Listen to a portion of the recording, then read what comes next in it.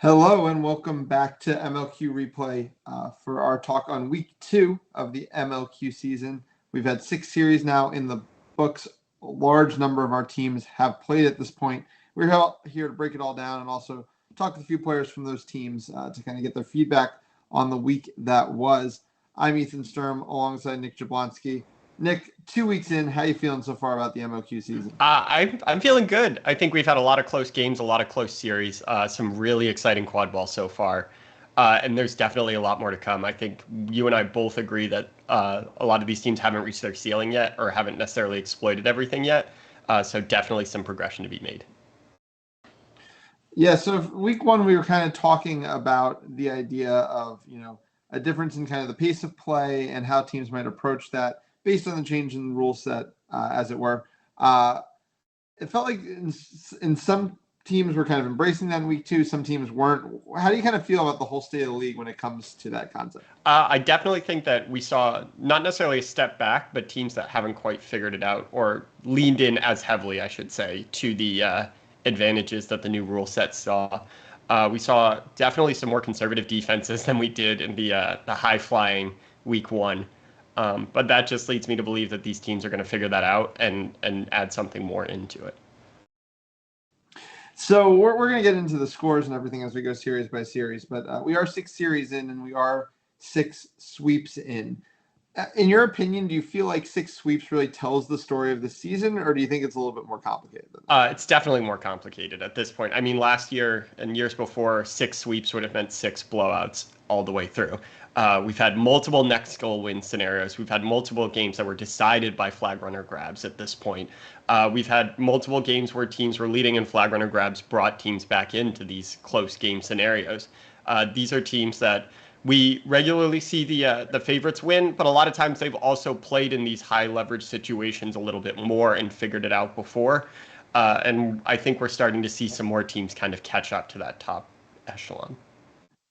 Yeah, I mean, I don't think anybody's claiming that, what Austin did was any different than business as usual in terms of the bots. But, when you think of just combining, I guess, game 1 of the Washington-New York series with game 2 of the Kansas City-San Antonio series, games 1 and 2 of Detroit-Minneapolis, and game 1 of Boston-Charlotte, the fact that all 5 of those games went to the favorites, like, the percentage of that happening could not have been that high given how close all of those games were coming down to the wire. Yeah, I think that we definitely are going to see some regression in that statistic, and I think that part of this is just going to be that as teams figure out where their advantages lie, how they can push them. I think, for example, like this Detroit team, I think definitely has a lot they can do to continue to elevate their play and push a team like a Minneapolis, who maybe played a bit more conservative against them than expected.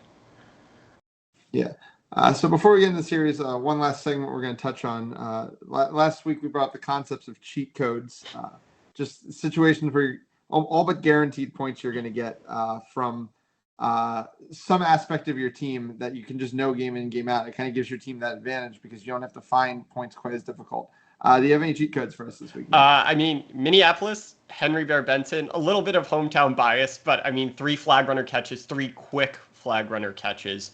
Not necessarily quick on the timestamps, but if you go back and watch the tape, I think there's maybe a second and a half of setup before each catch.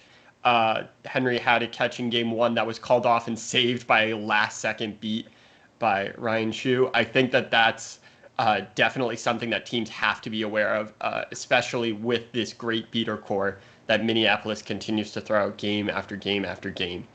That's my cheat code for this week. How about you, Ethan? Yeah, I'll give 2. One is on a wing. I think what Zach Doyle for Boston is doing on the wing at this point is getting pretty ridiculous. We talked last week about how that Boston team did not have Zach Doyle at championship last year. His stat line for the weekend was 8 goals and 8 assists on 0 turnovers. That's just incredible, insane efficiency. The connection he has with the Inscura, they always get goals that way. And then the other one, again, what Austin did, it's going to be hard to break down any singular thing, but I mean, Miguel Esparza in transition is always going to be a bit of a cheat code. I think 14 goals on the weekend. And, that's kind of something you're always going to get from, I think, the multi-time leading scorer of the league, at least last year, the scoring champion. But yeah, with all that said, let's get into some of these series, and we're going to start with our series of the week in the East Division, where Boston did sweep the Charlotte Aviators. First game, as we kind of touched on, was a really close one. Charlotte gets the pull on the back of Ryan Davis, and it comes down to next goal wins, with Boston walking away 160-155. Then Boston's able to win a little bit more comfortably in game two. It was pretty close in the 20-minute mark. Charlotte couldn't catch in game two, and Boston dominated the flag run on pitch play. And then game three, 200-125, a bit more comfortable win there for Boston on the back of a mid-game run. Nick, when we obviously we were at the series, when we kind of start breaking down into this, really the stars were kind of out in Boston, right? When it came down to what they needed when they got production from their biggest players. Yeah, I mean, I think that Boston sort of definitely relied on their stars and different stars in each game. I mean, Taylor Crawford definitely carried them in game one. I believe had 5 goals in the first game alone, but continued on with a great stat line, which I'm sure we'll touch on. Ian Skura had a little bit of a quiet game one, but definitely came alive in games 2 and 3 for sure to help carry the team. I think that realistically, like, this Boston team kind of has to rely on those stars a little bit more than in the past right now. They still seem to be figuring out things. There were a lot of timing issues that I saw on the field, a lot of communication issues on offense, where they had some really solid ideas against the zones of Charlotte. But at the end of the day, it came down to their beaters creating a lot of no dodgeball situations for Ian Skura and Taylor Crawford to capitalize on. Yeah, it definitely seemed like Boston was happiest getting into those transition opportunities. And I mean, let's be honest, most teams are going to be. But when Charlotte was able to kind of be a little bit more even in the dodgeball game and force Boston to more half courts is when the scoring got a little slower, is when they got a little bit more inefficient. On the Charlotte side, though, they were able to get some half court work going, and a lot of it was on the back of Lee Hodge. Lee Hodge, the head coach, really ran the show for Charlotte in this series. When their offense was ticking when he was on the field, it just really, really wasn't when he wasn't. 4 goals and 10 assists to his name when all was said and done. I don't think that even tells the whole story, because it was just the way he was able to be almost magnetic in the way he was drawing defenders to him, so that sometimes maybe it was 2 passes off of him or a pass that allowed someone to take some space and get off his shot. Working really well with Ryan Davis, especially. I just really loved everything I saw from Hodge this weekend. Yeah, I mean, you and I talk a lot about the concept of gravity, and Hodge definitely had it this weekend. You could see Boston keying in on him, oftentimes leaving their point defender with him when he got rid of the ball, just to make sure the ball didn't get back to his hands. Really, definitely, especially with some of the injuries that Charlotte sustained, helped to carry this team and continue to push them. And I think that realistically, the cool thing about Charlotte's offense was that when Boston took away Hodge, a lot of the times, it led to some of these other players being allowed to get into a bit more of an open space, right? I think that a lot of the other players struggled with some of the pressure looks that Boston put upon them, but when they had to take those away to take away Hodge, then they managed to facilitate a little bit more and score. And movement overall from Charlotte, I thought was really good a lot of times. Yeah, I thought so as well. And, really the injuries kind of started to pick up for Charlotte in game 2 and game 3. And that's when things kind of really started to fall off. And I thought Boston was just a deeper team at that point. They were able to run more lines through in the quad ball game and ultimately in the dodgeball game as well. Speaking of the dodgeball game, a lot of talk in the early season about, this kind of younger, new look Boston dodgeball core with, Max Havlin. We're not exactly sure when he's going to be joining the group. Obviously, Lulu Shu was going to get hers, and the best plus minus in the league after one game outside of Austin, which really speaks to how much closer the series was compared to the Austin series. For her plus minus to even be in that category is incredible. And only in 31 beater shifts did you do it with 4 stops. But who else in the beater game do you think stepped up for this team this weekend? I think that we saw Andrew Biddles in his short run looked really effective. Was constantly harassing the Charlotte beaters and creating issues. We even saw a set play where Andrew Biddles and Aaron McCready both came in to set up a 1.5 situation. You could see them discussing who was going to do it. Eventually, Aaron McCready did, but just even having that option, something that realistically a less physical Boston traditionally beater core has had. To have that option now is a really, really interesting and neat addition they've added on. I think that was pretty impressive. And I think what was super interesting to me was that there weren't really set pairs through it. We did end up seeing a decent chunk of the Dillman-Collier pair in game one. However, I think throughout the series, we saw pretty much every beater play with almost every other beater at one point or another, often even staggering lines rather than the traditional sub out as a pair. Yeah, I believe all 9 beaters rostered by this team saw pretty solid minutes over the course of the three matches. And you mentioned Collier, and in that game one, when things got tight after Ryan Davis made the grab, and it was kind of getting close to next goal, when it was Collier and Shu was the pair that I feel like the coaching staff chose to go to in that moment. I think it makes a lot of sense. They're the most veteran. And I think have been in the most big moments, and they delivered in a way that Boston needed them to. Just wanted to really quickly touch on before we move on to our interview. We highlighted before the season some concerns about the flag runner game for this Boston team. After so many years of it being such a strength, names like Tyler Beckman, Harry Greenhouse, it was really rocky last season. I believe they went 3-7-2 in the flag runner game last year. They go 0-2-1 this weekend. Are you concerned, Nick? Yeah, I'm concerned. They had time. This wasn't a situation where Charlotte was dominating around the flag runner. There was a lot of time where Boston Seekers got their opportunities and didn't pull. I think that realistically, if we're going to see this Boston team continue along the struggles, they're in for a really rough rest of the season, right? We've seen TJ Generett, who needed, half a second, 1 second to get the pull in game one. We've seen Jason Eng sort of emerge as a very consistent seeking option for this New York team. I think that realistically, if you're going to give these Boston Seekers as much time as they got this weekend, which has normally never been a problem for them, you're going to, and they're not going to pull, you definitely have some things you need to reevaluate. Yeah, I think that's fair. Anything else you want to touch on before we jump on our interview? No, I think we're good. All right, so we're going to bring in our first interview of the night with Boston Forge chaser Taylor Crawford. Taylor, thanks for joining us today.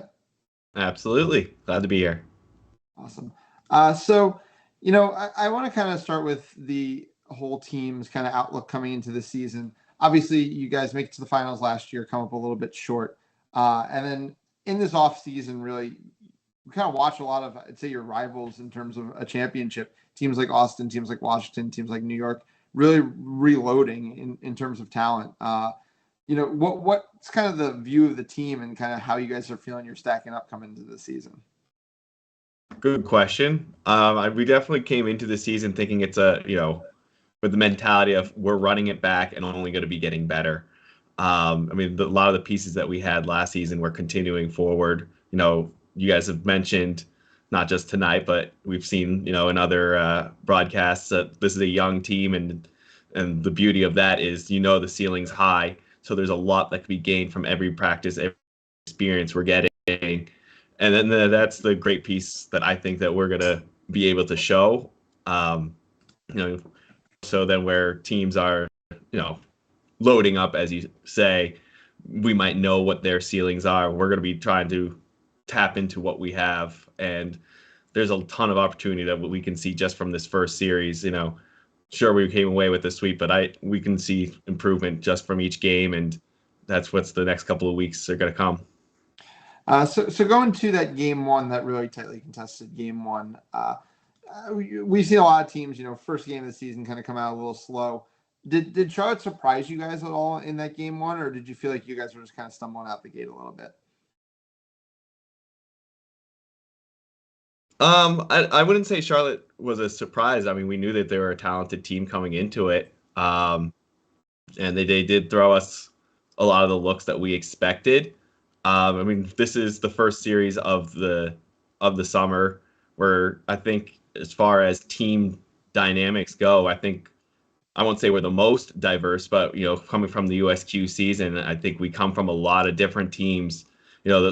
Just a couple of weeks, chemistries aren't building up. Even from my own experience, I only practice with the team once a week because I kind of live 2 hours away from practice. And that's only going to come with time, like I mentioned before.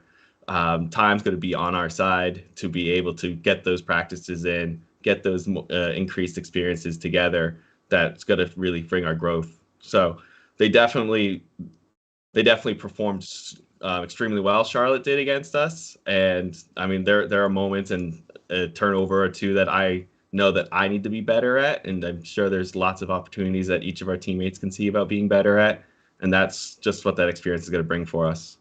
Yeah, talking about that growth and, kind of goals coming this weekend, as Nick alluded to a little while ago, I felt like the beater game and the quad ball game, you guys were really mixing up lines. And we've seen Boston teams that were very set in their lines in the past. Was that a concerted effort passed down by the coaching staff that we just are going to try a lot of different pairings out there? Or is that just kind of how things played out?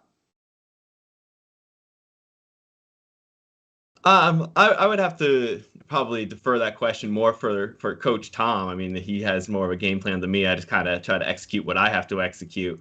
But if I was to make an estimation, there is probably a little bit of both. Trying to see, hey, we got to figure out what's going to work. It's early in the season. We got to understand practice is one thing, live experience is another. There's different pressure, and you're going against people you're unfamiliar with. Then that's how you're going to really see how chemistries build together. So there might have been a little bit of that, and I'm sure there's strategy to it. You want to play whoever's fresh and ready to go on the next possession. So, it doesn't necessarily have to be this person can only play with this person. The more dynamic you can be, the better the team's going to be down the road. If there's an injury, if there's an illness, or someone can't make a series. You need to be ready to mix and match. Yeah. Hey, Taylor. Last year, y'all played a lot of mark defense. I think almost exclusively mark defense all the way up through, I think, the semifinals of last year's MLQ. This year, you went to 3 different defensive looks within the first 10 minutes of game 1. Is that something you all are thinking about, or is it just that it seemed like your trees defense was the most effective with your mark and 2-2 struggling a little bit? Is that something y'all are trying to do, add more looks, or just, again, you come from a bunch of different teams, this is the one that is the easiest to install within the first 2 weeks? It's hard for other teams to plan if we have multiple defenses, right? No, it's probably a little bit, again, learning what's going to work best, different situations, whether, who's on the field, what are the threats we're going against? Do we have control versus not control? Again, being dynamic and being able to throw different looks is going to help round out the team. There's obviously going to be set positions that you're most comfortable with, and always want to be prepared to throw that out maybe first, but you have to be ready to jump into anything. Taylor, kind of from the sideline watching the game, it felt like it was one of the series that was affected less by the new rules and the no resets. How have you felt that it's been affecting your team's preparations and maybe the way you guys went about playing the game on Saturday? Excellent point. Yeah, I mean, it didn't come into effect the game too much. I think maybe there's an overthrow or two that it resulted in. Definitely something to continue to explore, especially in practice. And now that we've had a game and, we have a couple series before championship to prepare for it. Because, I watch other series and I see different teams throw out higher presses and try to force teams back. So definitely haven't, in live game, haven't had that experience. As you said, this series was, could have been played in 2022 for all you know, but it's there for sure. Yeah, I think it's very fair. And my last question, just down the stretch of that game 1, how was the vibe on the sideline? Obviously, a lot of young players, maybe players who haven't been in a ton of those big situations before. Obviously, you have. Warriors faced a few of them down the stretch just a couple months ago, but. Kind of how was the sideline holding up during that period of time? I think we actually kept very calm and we were very collected. Especially we us who have been around for a little while took a lot of those reins and assured told people continue to believe in what you can do. impact the game positively. Don't overthink. I don't think the nerves were ever too high that we were, out of line in the game. I think we stayed well controlled. Awesome. Thanks so much for taking the time. Best of luck for you in the rest of the season, and we'll see you soon. Thank you. Have a good night. All right, we're going to jump up to the North Division for our next series, this one between Minneapolis Monarchs and the Detroit Innovators, a series that myself and I believe Nick were both very, very excited to see the results of, because I think we were incredibly excited to see what this Detroit team was going to bring to the table. And, they gave Minneapolis everything they could handle.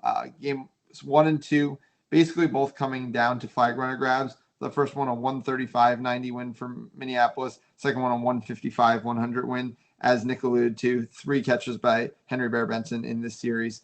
The last one, a little bit more lopsided. It seemed like Detroit was trying to really work its way through its whole roster. Final result of 175-50. We're going to get to talking about the Monarchs, but I think with how excited we both were to talk about what this Detroit team might bring to the table this season, I think we kind of have to start there. Nick, what did you like about what Detroit brought to the table this weekend? They felt like they played with a lot of energy. I think that they were definitely excited to show what the fruits of their college development over the last couple of years have developed. I think that they, in general, Ryan and Ray are a real pair at this point. There's no question about that. Like we talked about, they made a Final Four run at USQ, and that always leaves some question, right? You and I have talked about a bit of the lack of the beating depth at the college game, but to come out here and to provide consistent trouble to this Monarchs beating core, which we've praised for years at this point, really shows that they have arrived. Yeah, I think that is the takeaway, right? I think it's this young Michigan core has arrived. We didn't know if it was going to happen. Like you said, the jump from college to MLQ is a very large jump. We've seen people stumble over it. But Ryan and Ray, they went out there. They consistently had dodgeball control. Their numbers were well over 1, I think in the 1.4, 1.5 area. They were basically even in plus minus on the series. In the series, their team got swept in, well above the rest of the beaters. We talked about, is Julian Toyarkov going to be able to do it, on this stage? Led the team in goals, 6 goals, 3 assists. So the answer is, these players are there, but I think it's not just about these Michigan players, right? It's about the team that's kind of grown up around it as well. Because last year I had so many questions about the offense of this team. They didn't have a lot of good ideas in the half court. They really struggled to string, a few passes together when they really needed it to. It seemed like a completely different ballgame this year. They seem to have a lot of people they can work the ball through. Gwen Pratt, I think they're doing a great job working with them just out on a wing where they can, as we were talking about, magnetism, draw defense to them and then just pick the defense apart from there. Rick Wasser was doing a good job ball handling before coming out with an injury in game 2. And when you watched Toyarkov play at Michigan, nobody could be enough of a magnet to take the defense away from him, and that sometimes slowed him down. But because they have these players who are comfortable playing the ball in their hand, comfortable taking their space, like a Pratt or a Madeline or a Wasser, that really freed him up to kind of work off the wing. Yeah, I was super excited to see that they didn't just do the normal thing where if you bring in a new player who's like a phenom in their system and just giving them the ball up top and letting them work from up top. Against these zones, you can't do that. We saw that Boston tried a little bit to get Skura on the wing against these Charlotte zones. We're seeing now that Julian works best from one of these back corners where he can get ahead of steam and really get going downhill. And they went right back to that immediately, which was super exciting to see.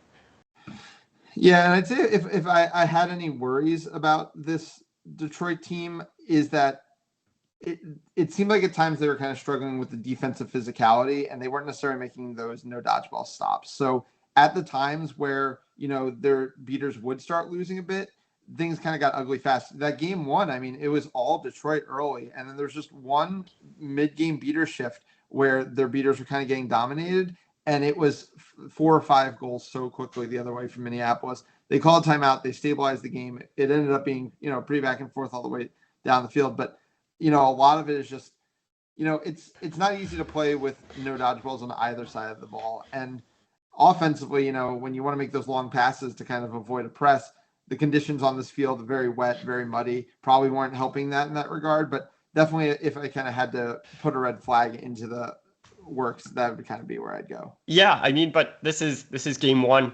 I mean, this is the first game. You're adding in all of these new pieces. You're sort of figuring out what works, what doesn't, and where things were. And this Detroit team made adjustments throughout the series. The old Detroit wouldn't have called that timeout. It's just not the case. They would have tried to keep playing through it and figure it out and go from there. And it's a lot of really smart decisions. And this Minneapolis core just happened to be that one click better. And I mean, we talked about cheat codes.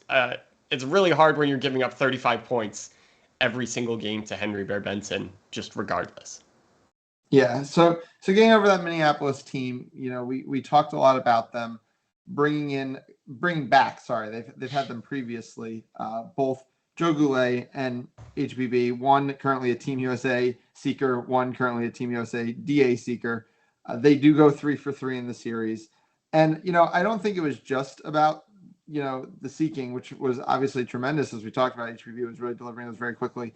The beating was pretty one-sided, I felt like, around the flag runner. And it did seem like some of those younger Detroit beaters who, have these raw talents. It's something we've talked about before, maybe didn't have quite as many answers when it came to exactly how to play around the flag runner. Yeah, I mean, Cody Narveson is one of the best flag runner on pitch beaters in the sport, bar none. I mean, the fact that his catching ability just allows him to play out in the open field so much better than so many other players. So much of what you do under your own hoops, where you're okay to take those trades or you're okay to engage in less advantageous positions, really gets exacerbated when you're out running 30, 40 feet every single time you engage. And the fact that Cody Narveson maybe has to do that, 30% less than everyone else, really definitely helps this Minneapolis team for sure. Yeah. And a couple important players coming in, a couple very important players not with the team this weekend. And I think it did show, obviously Gracie Johnson, not with the team, Nicole Nelson, not with the team. And also Emma Persons still coming back from injury. So not playing for the team.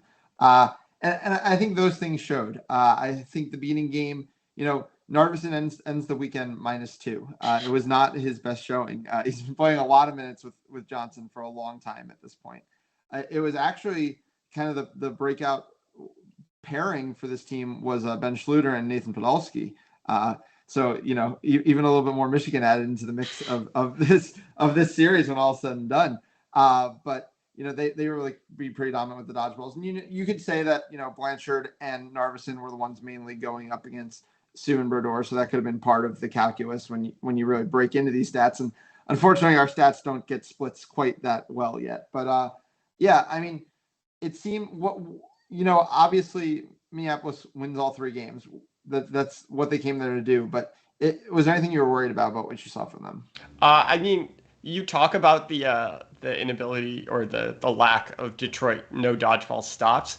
I think a lot of these Minneapolis players looked a little scared to drive too. I mean, we saw Max Meyer taking a lot of shots from 6-10 feet out, where he could just continue to run the loop and finish the ball. And he's done that in the past. Maybe it was the mud. Maybe it was just the fact that the footing wasn't as good as I think it could have been. But it definitely seemed a little bit hesitant on offense. I would expect them to sort of fix that and iron those out as they go along.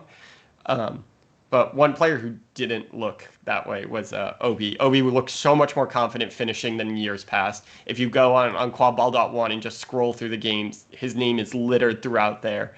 A lot of that comes from the fact that he was catching the ball in more dangerous positions, and these beaters were engaging, and he happened to be in a lot of times on those no dodgeball sort of runs where the beaters dominated. But it's a really great sign to see that he is doing this, and I think a lot of the other Minneapolis quadball players need to follow suit. Yeah, for a banner, 7 goals, 5 assists, and just 2 turnovers. Basically everything you want from a quadball player on the wing there. And I agree. I thought he looked more confident. I think he was taking his space really effectively. And they're going to need that, especially with Persons out, who's been such a driver of their offense in recent years, and that's forcing Meyer to play a little bit more as a ball carrier. HBB playing a little bit more as a ball carrier. So Obanor really showing up in a big way on the wing there. Absolutely crucial for Minneapolis. I agree. We obviously haven't seen the Chicago team, but as we probably are headed towards this potential matchup for the top of the I-94 half of the North Division, are you higher or lower or kind of at the same point with this Minneapolis team? I think I'm at the same point. I mean, to come out here, a tough Detroit team, to play them as well as they did, especially off of 2 hours delay in this muddy weather. This is a team, right? Henry's going to look better on a turf field. Max Meyer is going to look better on a turf field. This is a team I think that is definitely affected by the weather more heavily than a lot of other teams. And I'd like to see them in a dry condition before I make any serious judgments on them. I think it's fair. Anything else you want to add about the series? No, I'm super excited to get into our interview. Awesome. Well, we'll do that right now. We're going to bring in Detroit Innovators chaser Gwen Pratt. Gwen, thanks for joining us tonight. Thanks for having me. Awesome. So, I think if you follow the show, and I don't blame you at all if you don't, we've kind of been high on this Detroit team and the potential of it for a couple of years now. I believe it was 2 years ago where Nick quoted on this show that Detroit was going to make the semifinals that year. But it does feel like since COVID, this kind of young team has been on the verge of a breakthrough. Does anything feel different for you guys coming into this season? I know that I've only been here for obviously like 2 years. Last year was my first season, so it's kind of difficult to be like, yes, the big difference has to, but coming in, we've really just got like this mentality of kind of rolling and getting it moving. We are, as has been mentioned in probably every single segment on us, including today, kind of a young team. So it's nice this year because we kind of have more people we know who we're working with. And then additionally, it's just we're getting that like punching up mentality and seeing things working better each time. Like this year's series against Minneapolis went just a little bit better than last year's. So kind of we're seeing it's working, and kind of keeping the punching up mentality going is just kind of helping us just a little, and it's very good. Awesome. So kind of talk to us about, who's obviously you guys are all kind of working together to develop. You guys largely come from 2 college teams when all is said and done. So kind of who's driving a lot of this development? Who's kind of helping you all grow together as a team? So mainly helping us with our development being from the 2 teams we are, it has to be, at least from the chaser side, it's definitely Kagan. I know that the beaters have their own little thing that Weir is running where they all have friendship bracelets and they're the Goon Squad, and it's really cute and really cool. But I know for chasers, we're mainly, Kagan is making sure we all get our perspectives noted, and it's nice because we're coming together as a team and being able to point out what we see. And I think that that's helping in individual players' confidence, as well as kind of us joining together as a group. Because when you are kind of looking at your game and seeing other people look at your game and giving you the constructive criticism that you need, it's helping everyone kind of join together, because we see how we're working, how to improve, and what other people are getting kind of critiqued on, and how we can improve and work with their critiques to get better, which is kind of neat. So you might have heard me a few minutes ago kind of critiquing the offense of Detroit last year and saying it feels like there's a little bit more clicking out there this year. Are you feeling that? And kind of what do you think has improved in that regard? I think there's definitely an improvement on offense. I think a lot of us last year being new to the sport as I didn't have any confidence on offense in general. But this year we have more people who have more experience on offense, and we've been working more on doing that kind of half court game a lot. So we're building into that, and with the stoppage of any resets, it's nice because you can run honestly an entire half court style practice for a long time, and that's letting us get down and really nail in what we need to improve on, and kind of work towards actually getting a drive that works and getting movement to go towards the goal, towards the hoops, which is nice. You mentioned the no resets, and just because we've been asking everyone coming out of their first game, how do you guys feel like that new rule change has affected either your preparation or the way things played out on the field this weekend?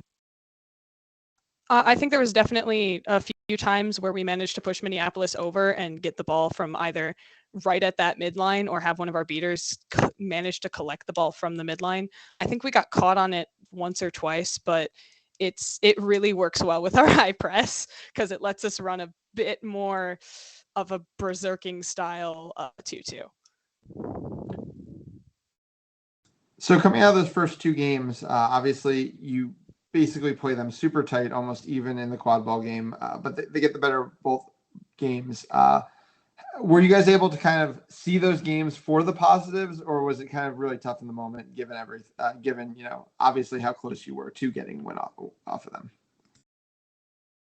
I can definitely say that in the moment, it kind of was a gosh, we were so close type of deal. There was both the side of this is so much better than last year. At least there's that, but there was definitely also the side of we're punching up and we were so close, and to get so close and then just like a snitch catch and a goal away, it's just kind of like the worst feeling at the moment. But going back and watching like the film and even talking with our group, like I know from my USQ team, we were talking about it and we were all like, there's so many things that I did so much better, and there's so many things that I can definitely fix, which is just the perfect mentality.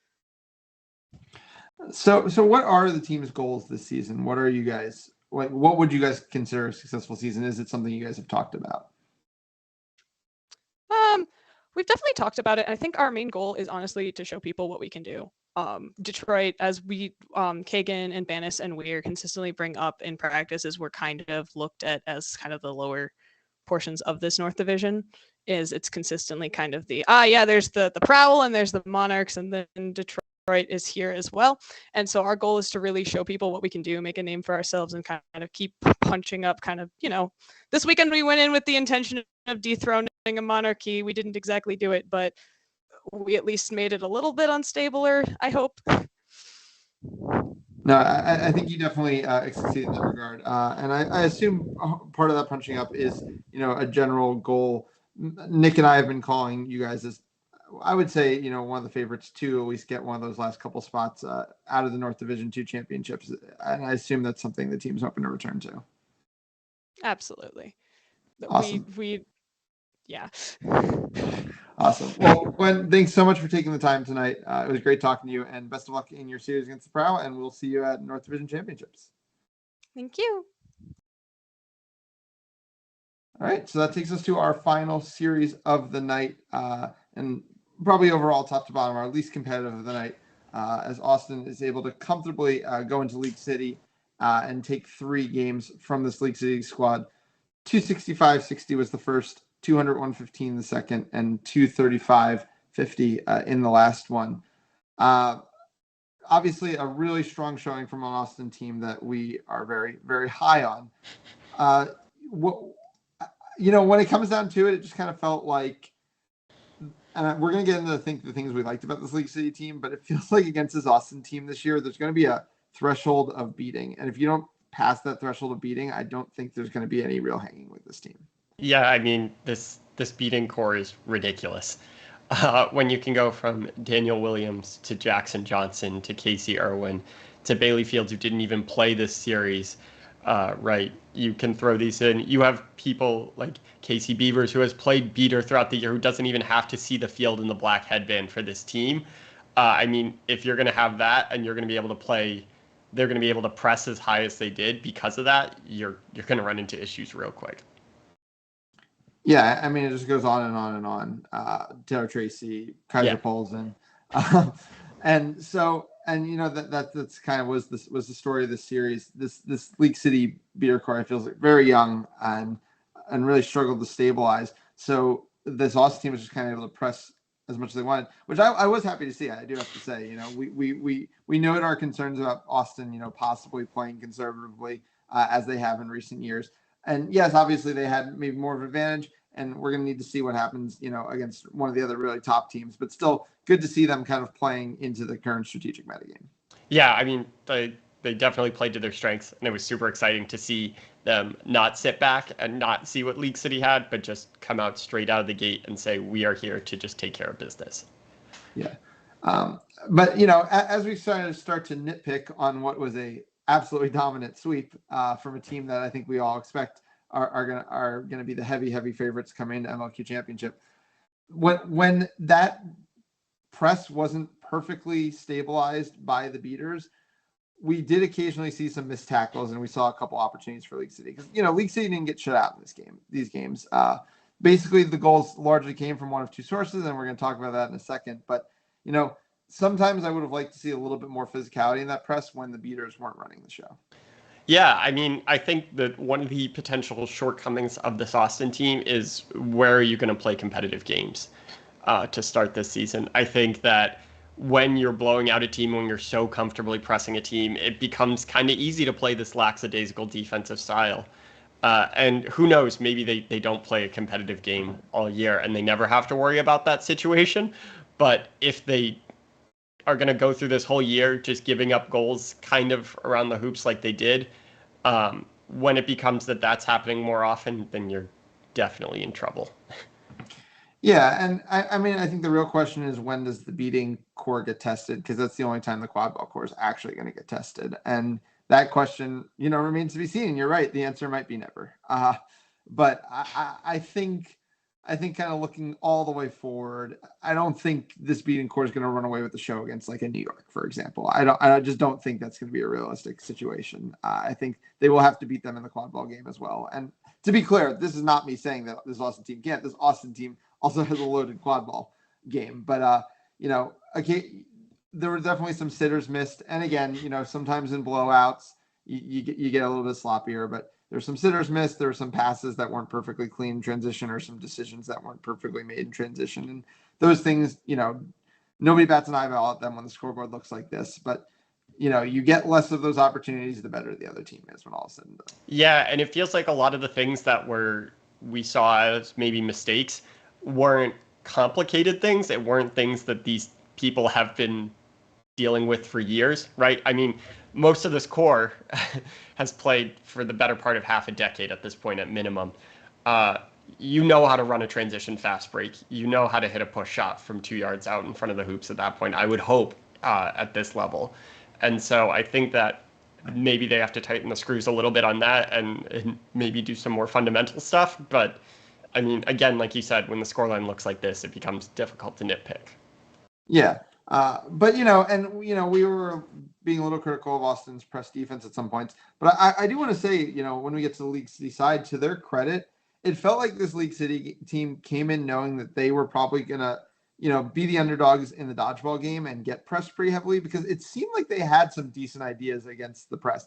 They would see the press sometimes and they would just zip 2 passes with 2 cuts that seemed like they were almost planned. And, having to do that all against a press requires a very high level of difficulty, a very high level of precision, which means it's not going to work all the time, which means they're ultimately not going to be able to hang doing that all game.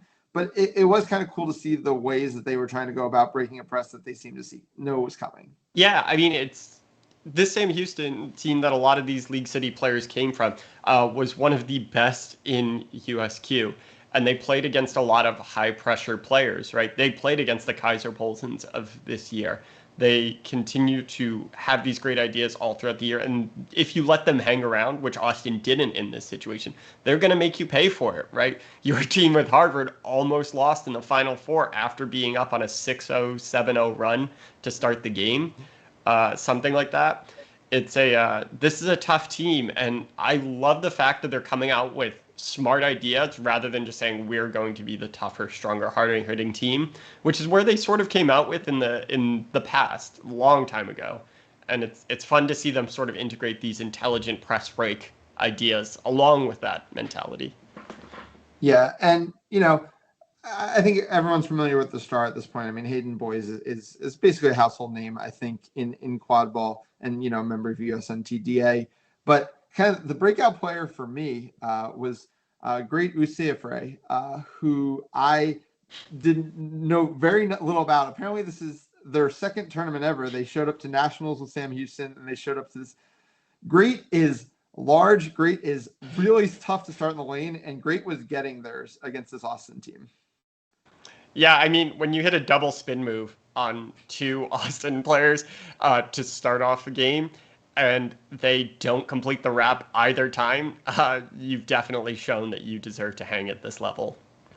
Yeah. There's sometimes a learning curve in quad ball where someone's perfectly fresh that's like very athletic, and they don't know to be afraid in certain quad ball situations where a lot of players just pull up and it just kind of catches everyone. And then as they learn too much, they start getting more passive, and then they have to kind of curve back up. And right now, that's how Great seem to be playing in some of those situations. Was just taking it to this Austin team when the opportunities to present themselves. I mean, 6 goals. That puts them pretty far up the leaderboard in a series where they were getting blown out by Austin. So, along with Boys' 7 goals, the 2 team leaders. But really excited to see what they bring to the table. In a more level playing field game, maybe against the San Antonios and the KCs of the world in this division. Yeah, and I think something that's super interesting is that this Austin press is going to allow for some of those more physical talents and those high risk opportunities to sort of express themselves throughout this, right? Like, you're not against a 3-tree zone. That's never going to work. But when you're creating these presses in the situation where it's all high energy plays that need to be made, maybe coming out with a little bit less of that fear factor is what's needed for sure. Yeah. Austin does come up with 2 flag runner grabs on the weekend. We were talking in the preseason about one thing we were concerned about is them spotting everyone 35 points. Did that assuage any fears for you? Or, given the I want to see. I want to see. Yeah, I think we need to see a more competitive, and maybe we don't, but I'd like to see one where, again, we talked about this, right? The beater floor is just so different for this Austin team versus this League City team. And we talked about that in the Detroit Minneapolis series, how this expresses itself in flag runner on pitch situations even more. And so I'm just curious to see if this Austin team, when that matchup is a little bit more synchronized and understood by the other team, what happens. Yeah, and I think these are 2 teams that I think we both kind of want to see in their competitive lanes when all is said and done. I mean, we kind of saw the things we were most hyped about both these teams. For League City, we're hyped about some of the things we're seeing in the quad ball game. Definite concerns about what we're seeing in the beater game. In Austin, obviously, their beater game is running all over the world, but what's the quad ball game going to do in a more competitive series? So I think that's kind of what we're waiting for on both these teams, and we'll be able to draw more conclusions on them as we get deeper into the season. Yeah, for sure. Yeah, any last points you want to make on this series before we jump to our last guest? No, I think that wrapped it up nicely. Awesome. So we'll bring in chaser and assistant coach for the Austin Outlaws, Sammy Garza. Sammy, thanks for taking the time tonight and for waiting to be the last interview of the night. Of course. Good to be back on the program. Awesome.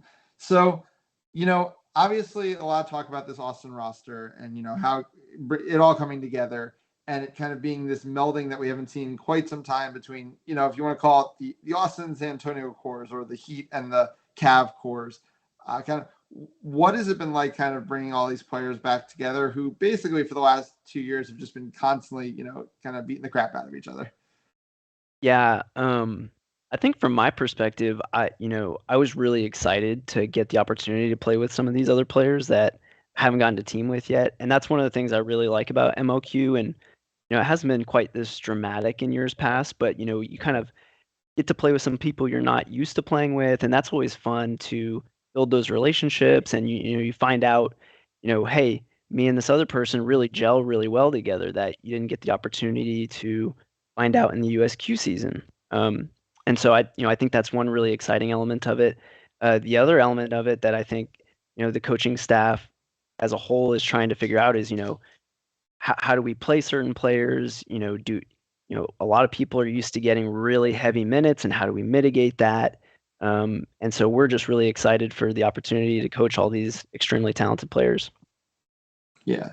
So, a lot of people, and you don't have to say one way or another if you agree with it, kind of feel like, you guys are very comfortable in the South Division this year in terms of just not really having that team that's necessarily going to hang with you, not being maybe the strongest San Antonio team this year.